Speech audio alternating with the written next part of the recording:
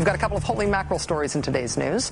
If you watched the show on Tuesday night, you met Rick Berman, a pro-business public relations pro whose many purportedly grassroots, purportedly nonprofit campaigns have dismissed things like mercury levels in fish and the dangers of trans fats and the righteousness of mothers against drunk driving. And that's not to mention his shots at Acorn and labor unions. As Mr. Berman was leaving the studio on Tuesday, once the interview was over, he said to me that he was starting a new entity, something he said was called Defeat the Debt. And then, as if on cue, today, Defeat the Debt, Rick Berman's new joint, ended up in the news when Talking Points memo revealed that one of Mr. Berman's grassroots-ish groups hired actors this week to portray anti-debt protesters on the streets of Washington, D.C. It's the Employment Policies Institute, and they're paying actors $30 an hour to dress up as Uncle Sam and hold signs as if they are protesters against the national debt and not just actors. This guy told Talking Points memo that he was paid $150 to, quote, stand with his sign for 5 hours, and that he was, quote, given instructions not to annoy people.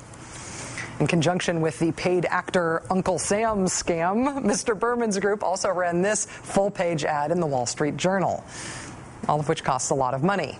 And no, Rick Berman is not revealing who's paying for this stuff. And yes, we're presumably supposed to believe this is a grassroots uprising of outraged regular Joes who really happen to be actors paid by a conservative PR guy who doesn't reveal who funds him. Democracy. And in the 8 years plus, the entire 8 years plus of our war in Afghanistan, the single deadliest attack to ever hit Kabul, Afghanistan's capital city, was a bombing of the Indian embassy in Kabul, which killed 58 people. That was last year. Well, today that embassy was bombed again, the Taliban claiming responsibility, at least 12 people killed.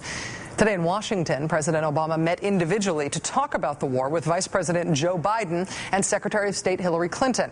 Those meetings just a day after Obama met with Mr. Biden, Mrs. Clinton, and his senior military and political advisors on the same subject. Now, the White House is cautioning to not expect a troop levels announcement immediately. A senior advisor confirming to MSNBC that such an announcement is probably still weeks away, and telling us that Defense Secretary Robert Gates, supports the president's decision-making process on the war effort. And thinking about that decision process, consider this. Consider that Vice President Biden, in today's meeting, got the president's ear alone 24 hours before the president's full national security team will meet with him about the war tomorrow again. And if zillions of anonymous leaks from the White House are to be believed, Mr. Biden opposes General McChrystal's reported request for up to 40,000 more troops, instead arguing for an increased use of drones and special forces attacks on al-Qaeda in a counterterrorism-focused strategy. In the meantime, NBC's chief foreign correspondent, Richard Engel, who is just back from the war zone in Afghanistan, today went on the record on MSNBC's Morning Joe with his observation that the U.S. does not have a winning strategy in Afghanistan and that the best option appears to be withdrawal.